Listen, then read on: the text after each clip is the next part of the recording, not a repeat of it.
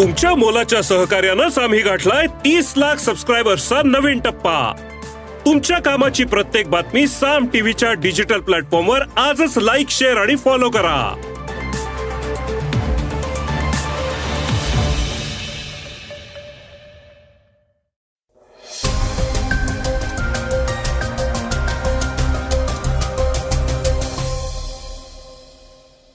नमस्कार, मी गौरी कुबेर. ऐकूयात आजचं सकाळचं पॉडकास्ट. चंद्रयान-3 मोहीम फत्ते झालीये. भारतानं इतिहास घडवलाय. यासाठी सगळ्यात आधी सर्वांचं अभिनंदन. भारतीय म्हणून हा आपल्या सर्वांसाठीच गौरवाचा क्षण आहे. आणि आजच्या पॉडकास्टची सुरुवातही करूयात चंद्रयानाच्याच या बातमीनं. त्याचबरोबर नवीन शैक्षणिक धोरणातल्या तरतुदी आणि कांद्यांचे बाजार समित्यांचे लिलाव पूर्ववत होण्याच्या बातम्याही ऐकणार आहोत. वेगवान घडामोडीतनं आपण ऐकणार आहोत कृषी सेवक भरती, उत्तर प्रदेश पोलीस महासंचालकांचा अजब दावा, माजी क्रिकेटरच्या मृत्यूची अफवा आणि जवान प्रदर्शनास सज्ज याविषयी. तर श्रोत्यांनो, चर्चेतली बातमी आहे ब्रिक्स परिषदेची. भारतानं घडवला इतिहास. चंद्रयान-3 मोहीम फत्ते. भारताची चांद्र मोहीम अखेर यशस्वी झालीय. चंद्रयान-3नं इतिहास घडवलाय.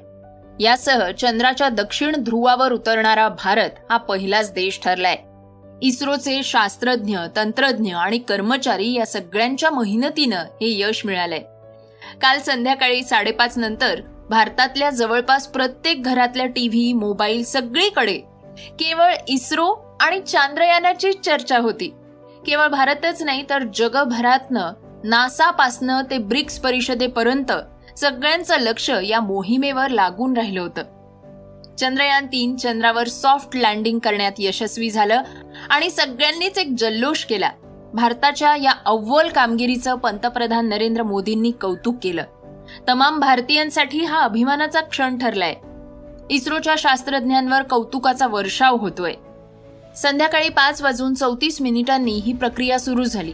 लँडर मॉड्यूलच्या सर्व चाचण्या यशस्वीपणे पार पडल्या. 5:44 इस्रोच्या मिशन कंट्रोलनं लँडर मॉड्यूलला पॉवर डिसेंटची कमांड दिली. त्यानंतर लँडर मॉड्यूलनं चंद्राच्या पृष्ठभागावर उतरण्यासाठी प्रक्रिया सुरू केली. पुढे 4 टप्प्यांमध्ये ही प्रक्रिया पार पाडण्यात आली. यातला पहिला टप्पा हा रफ ब्रेकिंग फेजचा होता. 5:56 लँडर मॉड्यूलची रफ ब्रेकिंग फेज यशस्वीपणे पूर्ण झाली. त्यानंतर अल्टिट्यूड होल्डिंग फेज सुरू करण्यात आली. यामध्ये विक्रम लँडर हे चंद्रापासनं 7.4 किलोमीटर उंचीवरनं आणखी खाली नेऊन 6.8 किलोमीटरच्या उंचीवर नेण्यात आलं. हा टप्पा केवळ 10 सेकंदांचा होता. ही फेजही यशस्वी झाल्यानंतर 5:57 ब्रेकिंग फेजला सुरुवात झाली. ती यशस्वी झाल्यानंतर सर्वात शेवटी व्हर्टिकल डिसेंट फेज बाकी होती. अखेर तो क्षण आला आणि 6:03 चांद्रयान-3 मधलं लँडर मॉड्यूल यशस्वीपणे चंद्राच्या पृष्ठभागावर उतरलं. पंतप्रधान मोदींनी आपल्या भाषणात अखंड भारतासाठी हा महत्वाचा क्षण असल्याचं सांगितलं आणि हा क्षण भारतासाठी नवचेतना देणारा ठरेल असं म्हटलं. इस्रोसह सर्व भारतीयांचं अभिनंदन पंतप्रधानांनी केलं. इस्रोचे प्रमुख एस सोमनाथ यांनीही या मोहिमेत सहभागी असलेल्या सर्वांचं अभिनंदन केलंय. 2024 पासनं नवीन शैक्षणिक धोरण, वर्षात 2 वेळा बोर्डाच्या परीक्षा. शिक्षण मंत्रालय 2024 पासनं अभ्यासक्रमात मोठे बदल करणार आहे. नवीन शैक्षणिक धोरणानुसार NEP म्हणजेच नवीन अभ्यासक्रमाची ब्लू प्रिंट तयार करण्यात आल्याची माहिती शिक्षण मंत्रालयानं दिली आहे. आता 2024च्या शैक्षणिक सत्रासाठी पाठ्यपुस्तकं तयार केली जाणार आहेत.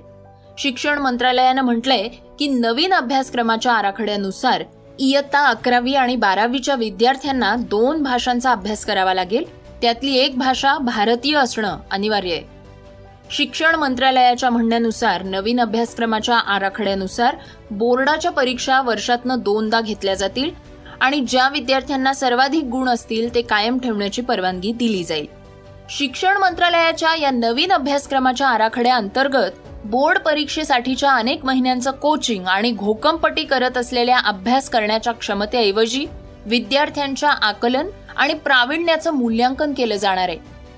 मंत्रालयानं दिलेल्या माहितीनुसार नवीन अभ्यासक्रमाच्या आराखड्यानुसार इयत्ता 11वी आणि 12वी मधल्या विषयांची निवड स्ट्रीम पुरती मर्यादित राहणार नाही. विद्यार्थ्यांना त्यांचा आवडीचा विषय निवडण्याचं स्वातंत्र्य मिळेल. तसंच वर्ग खोल्यांमध्ये पाठ्यपुस्तकातले अभ्यासक्रम संपवण्याची प्रथा यामुळे संपुष्टात येईल. शिवाय पाठ्यपुस्तकांच्या किमती देखील खाली येतील. कांद्यावर लवकरच तोडगा निघणार, आजपासून बाजार समित्यांचे लिलाव पूर्ववत. निर्यातीसाठी निघालेला तसंच बंदर आणि बांगलादेश सीमेवर अडकलेला हजारो टन कांदा निर्यात शुल्काविना मार्गस्थ करण्यासाठी तोडगा काढण्याचं आश्वासन मिळाल्यामुळे कांदा व्यापारी संघटनेनं गुरुवारपासनं जिल्ह्यातल्या बाजार समित्यांमध्ये लिलावात सहभागी होण्याचं जाहीर केलंय. निर्यात शुल्काच्या आकारणीमुळे व्यापाऱ्यांनी लिलाव बंद केले होते. परिणामी सलग 3 दिवसात 2 ते 2.25 लाख क्विंटल कांद्याचे व्यवहार होऊ शकले नाहीत. सरकारनं नाफेड मार्फत खरेदी सुरू करत व्यापाऱ्यांना शह देण्याचा प्रयत्न केला. कांद्यावर 40% निर्यात शुल्क आकारण्याच्या निर्णयाचे स्थानिक पातळीवर संतप्त पडसाद उमटले. या प्रश्नी जिल्हा प्रशासनानं मंगळवारी व्यापारी संघटना, बाजार समिती आणि शेतकरी संघटनांशी चर्चा केली होती. परंतु ती बैठक सफल न झाल्यामुळे केंद्रीय आरोग्य राज्यमंत्री डॉक्टर भारती पवार यांनीही मध्यस्थी केली होती. मात्र तरीही शनिवारी अचानक तत्काळ निर्यात शुल्काचा निर्णय लागू केला गेला. त्यामुळे निर्यातीसाठी मार्गस्थ झालेला बंदरात आणि बांगलादेशाच्या सीमेवर पोचलेल्या मालाचं निर्यात शुल्क कोण भरणार हा पेच निर्माण झाला होता. तर हा माल जवळपास 30,000 टन असल्याचा अंदाज व्यापारी संघटनेनं वर्तवलाय. व्यापारी आणि निर्यातदारांनी निर्यातीच्या प्रक्रियेत असणाऱ्या संबंधित मालाची आकडेवारीसह माहिती ही जिल्हा प्रशासनास 24 तासात सादर करावी. या संबंधीचा अहवाल प्रशासनामार्फत राज्य व केंद्र सरकारकडे पाठवण्यात येईल. या संदर्भात केंद्रीय मंत्री पियुष गोयल यांच्याशी चर्चा करून तोडगा काढण्याचे प्रयत्न केले जातील, असं आश्वासन देत डॉक्टर पवार यांनी कांद्याचे लिलाव पूर्ववत करण्याचं आवाहन केलं. निर्यात शुल्क काही अंशी कमी करावं अशी मागणी केली जाणार असल्याचं त्यांनी म्हटलंय. निर्यात प्रक्रियेला कांदा सवलत मिळू शकेल असे संकेत मिळाल्यानंतर कांदा व्यापाऱ्यांनी लिलाव बंद ठेवण्याची भूमिका मागे घेतली. गुरुवारपासनं म्हणजेच आजपासनं जिल्ह्यातल्या सर्व बाजार समित्यांमध्ये कांदा व्यापारी लिलावात सहभागी होतील, असं व्यापारी संघटनेचे अध्यक्ष खंडू देवरे यांनी जाहीर केलंय. सरकारनं असे निर्णय लागू करताना किमान आठवड्याभराची मुदत देण्याची गरज आहे. या निर्णयावेळी तशी तरतूद न मिळाल्यामुळे मोठ्या प्रमाणात माल अडकून पडल्याकडे लक्ष वेधण्यात आलंय.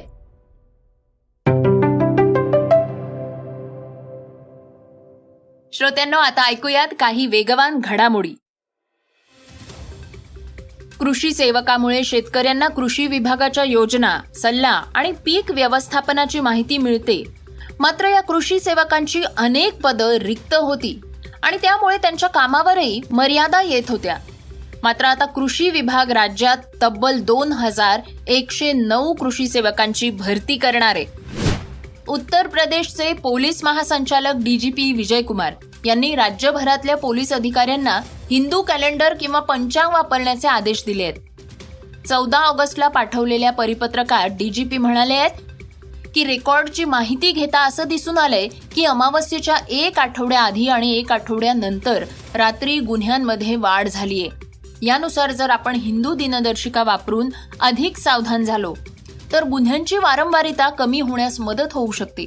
त्यामुळे आता उत्तर प्रदेशातले पोलीस पंचांग वापरून गुन्हेगारांना शोधणार का असा प्रश्न निर्माण होतोय. गदर 2 मधल्या सनीच्या परफॉर्मन्सनं बॉक्स ऑफिसवर धुमाकूळ घातलाय. आतापर्यंत या चित्रपटानं 400 कोटींपेक्षाही जास्त कमाई केलीय.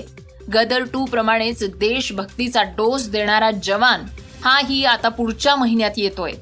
मात्र गदर प्रमाणे शाहरुख खानच्या जवानला त्याचा फायदा होतो का हे पाहणं औत्सुक्याचं ठरेल. जवानसाठी आगाऊ नोंदणी तर जोरदार असल्याचं कळतंय. झिम्बाब्वे संघाचे माजी कर्णधार हीथ स्ट्रीक यांचं वयाच्या 49व्या वर्षी कर्करोगामुळे निधन झाल्याची अफवा पसरली होती. मात्र ती अफवाच आहे. स्ट्रीक जिवंत आहेत. स्ट्रीक यांचे माजी सहकारी हेनरी ओलांगा यांनीच स्ट्रीकच्या निधनाविषयी ती बातमी टाकली होती, जी खोटी निघाल्यामुळे त्यांनी माफी मागत पोस्ट डिलीट केली आहे. या निमित्तानं फेक न्यूजचे बळी केवळ सामान्यच नाही तर सेलिब्रिटीजही ठरतायत असं दिसतंय.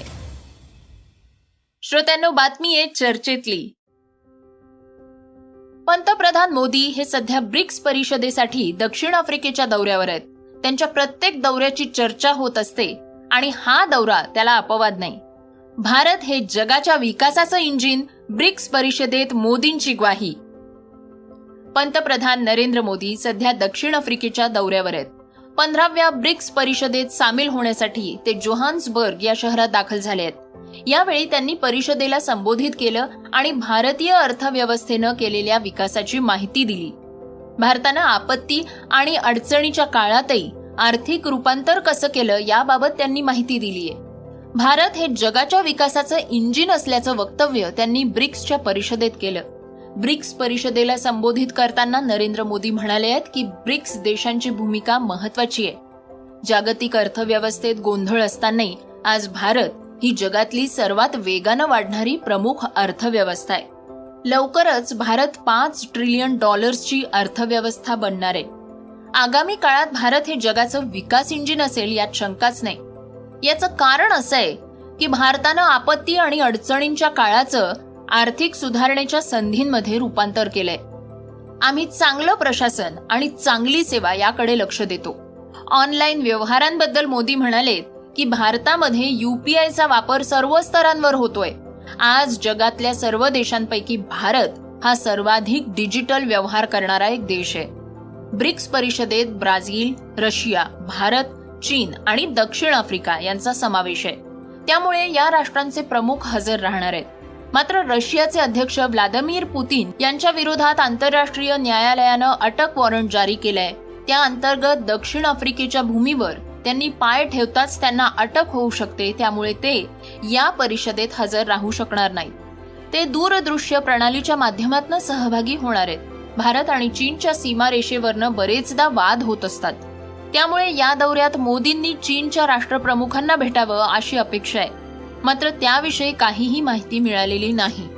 दरम्यान या परिषदेतला मोदींचा एक व्हिडिओ व्हायरल होतोय. त्यात ते खाली पडलेला तिरंगा उचलून सन्मानानं तो खिशात ठेवताना दिसतायत.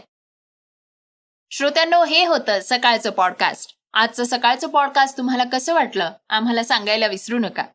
YouTubeवर सुद्धा तुम्ही आता हे सकाळचं पॉडकास्ट ऐकू शकता आणि त्या माध्यमातून तुमच्या प्रतिक्रिया, तुमच्या सूचना आमच्यापर्यंत नक्की पोहोचवा.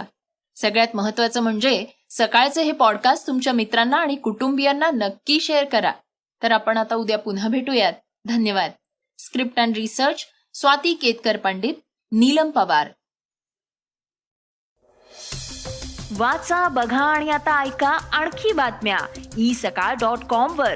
तुम्ही हा पॉडकास्ट isakal वेबसाईट आणि ऍप वर सुद्धा ऐकू शकता. विसरू नका, या पॉडकास्टला आपल्या आवडीच्या पॉडकास्ट ऍप वर सबस्क्राईब किंवा फॉलो करायला.